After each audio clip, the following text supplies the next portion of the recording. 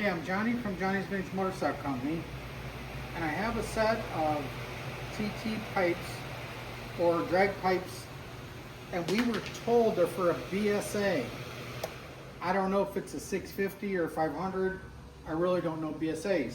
But if you look at the way they're mounted right here, you've got where they mount on to inside the head, and then it takes a spring. Now, I don't know what the whole deal is, but I'm assuming that this clamp right here goes around the head where my hand is. Okay, I'm looking at the pipes. This muffler or the turnout needs turned around, so maybe we'll take those off for better shipping. I don't know. So anyway, we got some marks on, but this one here has a little bit of road rash on the bottom right here. I don't think you'd see that, but from the top side, but we got a little road rash there. There's a little bit of discoloration right here. The chrome's not bad. The chrome's not bad at all, actually. And then on this one, got a little bit of chrome coming off right here. Will be on the bottom side. So, and then again, I would say that this clamp here goes around the head.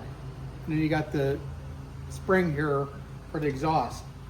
Now, we're going to measure them. We're measuring inches. The OD is going to be about 1.75 inches. Meters. You're looking at about close to 37 millimeter inlet. And the diameter of the pipe is about 45 millimeter.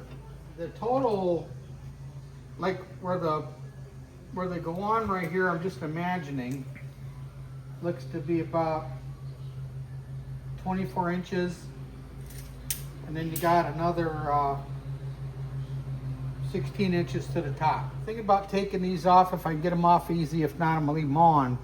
So it comes with the clamps as shown. There's a P-clamp here, and then there's a clamp here that we believe maybe goes to a bracket on the side here or something. I'm not sure how these work. But anyway, we're going to be offering these for sale. Low cost shipping available on request. So thanks for looking at our stuff, and this will be available. Thank you.